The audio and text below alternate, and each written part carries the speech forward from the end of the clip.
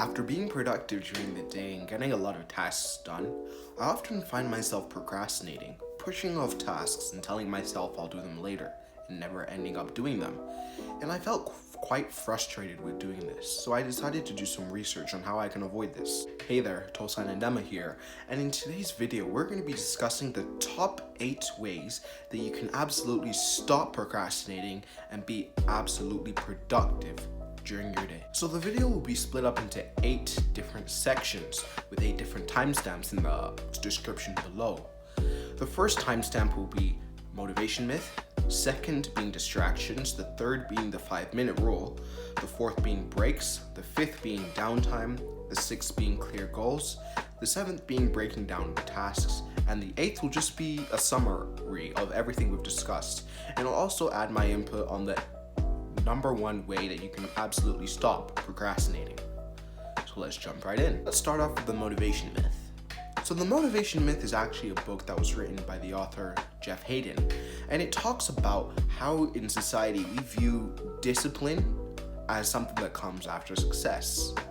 But the book actually puts a flip on it.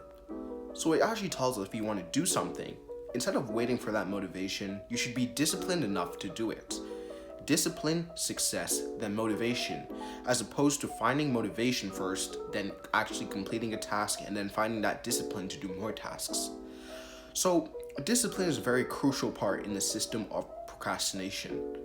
So you really want to create that discipline in your life, like maybe by creating some non-negotiables, such as like making your bed every morning or taking a cold shower every morning. Just those little things, just to kind of trick your brain into being disciplined. Right, self-discipline. And also by starting off the day with those tasks, as I talked about in my previous video, you'll actually get the ball rolling. Quick disclaimer, this does not mean that you should never have motivation in your life. Instead, what it means is that you shouldn't just be sitting around waiting for that burst of motivation or be scrolling on YouTube finding motivational videos in order to do work. You need that discipline to go ahead and do something. So now let's discuss the 5-minute rule. So the 5-minute rule is actually an amazing tool that I use every day. So basically the way it works is that if you feel totally unmotivated to do a task, what you should do, tell yourself mentally that you only have to do it for 5 minutes, okay? Only 5 minutes, and if you do not want to do it anymore, you can leave it. What that actually does, it ends up tricking your brain into doing that work, doing that job, and you actually find that most of the time you actually continue with it over a long period of time. So the way it works is kind of like rolling a ball down a hill. You see, you can't just put a ball at the top of the hill and expect it to roll down the hill by itself. Instead, what you need to do, you need to give it a bit of a kick, right? A bit of a push in order to create that momentum so it can go down the hill successfully. And that's exactly what you're doing with the 5-minute rule. You're creating that momentum in your day to avoid that procrastination, to trick your brain into doing hard work. And it also works hand in hand with the 2-minute rule. So the 2-minute rule also is being applied in my day in the way that if anything takes less than 2 minutes, I always just go ahead with it. You see, always just try, get up, and just complete it as fast as I can within that 2 minutes. That way you're not leaving things till later, you're not having things build up on your to-do list, things like that. You always want to be organized like that. Next, let's talk about the topic of breaks. So by now you're being a productivity grease monkey, you're getting a lot of work during your day, you may even be using a Pomodoro timer, 30 minutes on and 5 minutes break. But what do you do on those breaks? So it actually turns out that the breaks that you have during your study sessions could affect how you study for the rest of the day and if you procrastinate or not. So basically what you should only do inside your breaks is possibly something active. It should never be on your devices, because if you go on Tik Tok or something like that, or on YouTube, you may just say 5 minutes longer even after you're done your 5-minute break.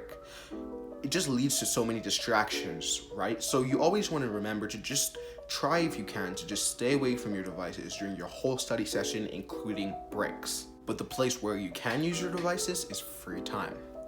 So free time is a very interesting topic.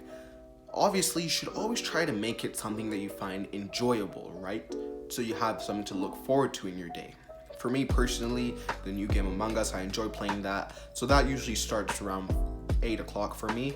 I usually hop onto Discord with the boys, and then we just play for a couple hours, and then I usually go to bed shortly after playing. But that just allows you to have something to look forward to in your day, right? Just to create that bit of dopamine that you'll look forward to in the day. Next, let's talk about having a clear goal. So having a clear goal is probably one of the most important aspects of not procrastinating. So what I mean is, have a clear goal of where you want to be in like the next 6 months, even the next 1 month, next week even. You always want to remember where you're going, what direction you want in life. And that can really help you in stopping procrastinating. Like if you want to pursue a dream job, will sitting down on your Xbox playing Fortnite all day take you closer to your goal? So you really want to think that through. Next, let's talk about breaking down tasks. So sometimes with all the work that our teachers are giving us these days, it can seem very daunting to complete tasks that may seem huge. So what you should actually do is just break them down. For example, on one of my favorite flashcard apps, Anki, one day I may have 200 flashcards to complete. 200 is a big number. I may feel scared of that. So what I can actually do is just break that up. Like if I wake up at like 7 a.m. in the morning, let's see, I bang out like 15 cards in the morning, 15 cards every 2 hours or so. Inevitably, I'd finish them in the course of 2 to 3 days, something like that. And I'd feel very confident with that, and it seemed less daunting to me. So you always want to break down your work, and a retrospective timetable is a very good thing that you can use. I talked about that a bit in my other video. You can go check that out if you would like. So finally, let's summarize everything we've discussed in this video.